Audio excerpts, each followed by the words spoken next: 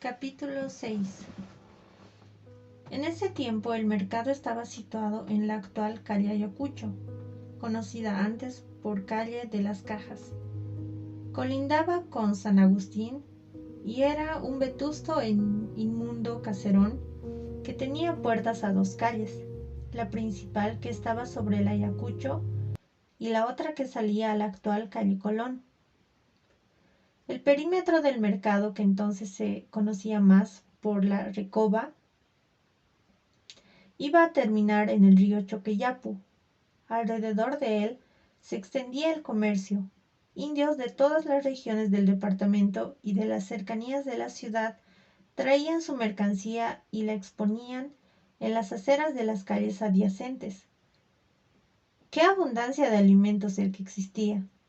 Pescados del lago, carnes del altiplano, frutas de yungas y de río abajo, legumbres y hortalizas de las huertas aledañas a la aldea. Para los paceños de ese tiempo, esta hollada era un paraíso.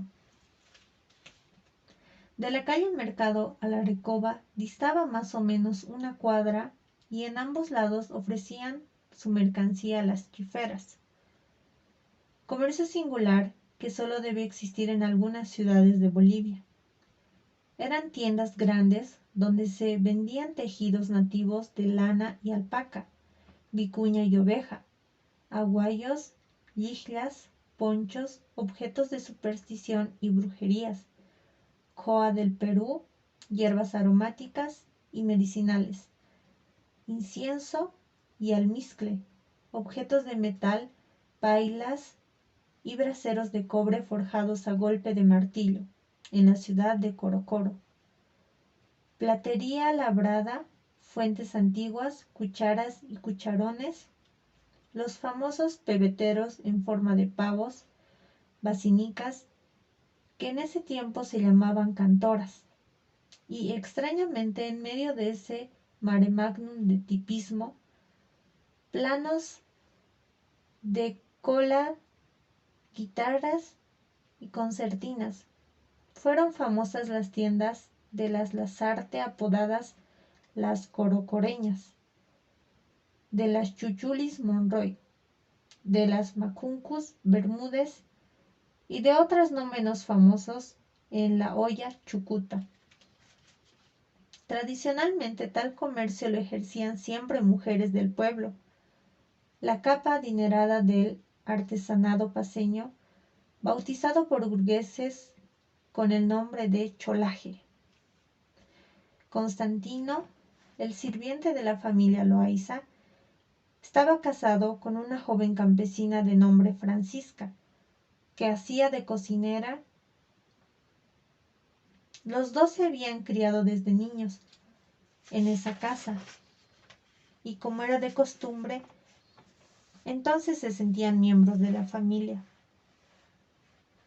participando de su felicidad o de sus tristezas, de tal manera que la desaparición de su patrón les había afectado profundamente, preocupándose ellos, por su parte, de indagar y averiguar por si encontraban una pista. Era una mañana del mes de junio.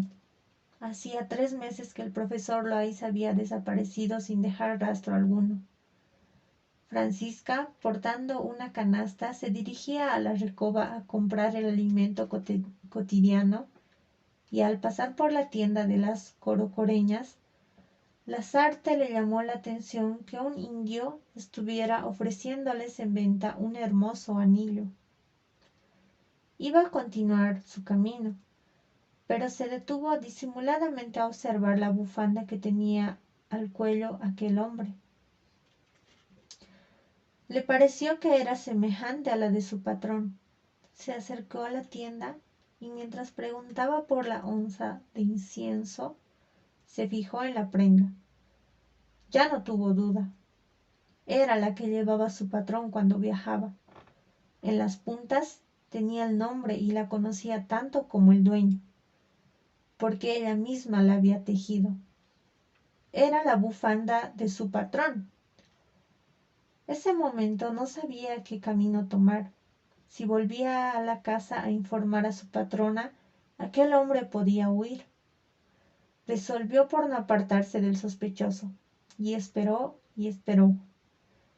El hombre vendió la joya, y con el dinero hizo compras de alcohol, cigarrillos, yufta, ají y algunas otras cosillas más, y luego se dirigió a su alojamiento, que estaba en el tercer patio del tambo Quirquincho. Francisca furtivamente le seguía los pasos. Cuando averiguó que estaba alojado en compañía de otro hombre, corrió a la casa de su patrona situada en la Riberilla, actual calle Juan de la Riva, a informarle de lo que había visto.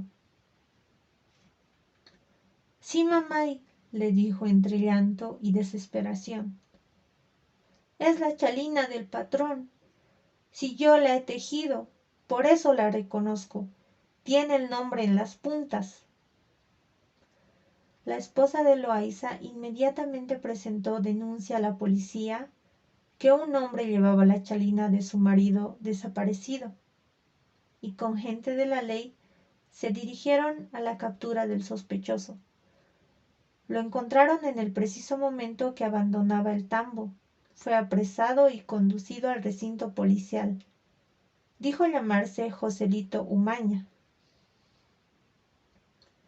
Allí, después de un fatigoso interrogatorio, declaré de cómo tenía aquella bufanda. En principio, el hombre se encerró en desesperante mutismo. Decía que le habían vendido en Yungas. Más tarde se contradijo, porque aseguraba que una comadre suya se la había tejido. Cuando le mostraron el nombre del profesor en la chalina, él dijo que eran payas, adornos. Presumiblemente pensó eso porque no sabía leer. Al final dijo la verdad, que pertenecía a un hombre que el Huilara lo había matado después de robarle las mulas y sus alforjas. Que el hombre no llevaba nada de valor, y cuando rogaba que le perdonara la vida, el Huilara les dijo: si lo dejamos vivo, él va a ir a Choquiago y va a traer a la policía. ¿Y qué decía el Sambo?, preguntó el policía. No estaba el Tatanga. Esa noche estaba emborrachándose en la cantina de la Quita, cerca al pueblo, y ahí se había quedado a dormir. ¿Y cómo lo mataron? El Huilara de un garrotazo lo ha templado. Yo y el Condori solo hemos ayudado a arrojar el cadáver a la laguna. Ese rato me ha dado pena que una bufanda con tan lindas payas se perdiera en el agua, y antes de botarlo le jalé la chalina del cuello del muerto, y de ese modo yo la tengo. Joselito Umaña informó todo cuanto sabía. La banda se componía de 9 personas, con más el jefe Sambo Salvito. Cada uno tenía su amante en los diferentes pueblos del Yungas paceño. Que todo el dinero que robaban lo gastaban de inmediato. Que el anillo que vendió a las corocoreñas pertenecía al atadito del cura que regresaba de Mururata. La policía recién supo la verdad de las fechorías de Sambo Salvito y dónde exactamente estaba situada la cueva.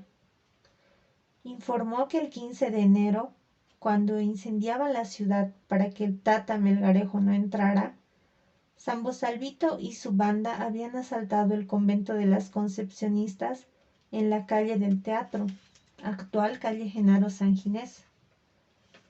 Que el Tata Melgarejo les había pescado y dicho: llévense todo que puedan, hijos. Estas monjas tienen más plata que yo. Que las monjas de miedo se habían encerrado en la capilla y que ellos, en compañía de los soldados, toda la noche, como dueños, habían trajinado el convento de cabo a rabo. que esa misma noche habían asaltado la tienda del Munguía en Chocata, llevándose a la cueva alcohol, azúcar, arroz y ají. A la pregunta de por qué seguía esa vida de robo y asesinato, respondió que no le dejaba al sambo por temor a que le cortara la nariz, como había hecho con una de sus mujeres que intentó abandonarle. El informe era tan vasto y meticuloso que le tuvieron a Umaña más de 3 días haciéndole declarar. Las autoridades, después de escuchar las fechorías del cómplice de Sambo Salvito y de situar el escondite, decidieron la captura de los 8 restantes componentes.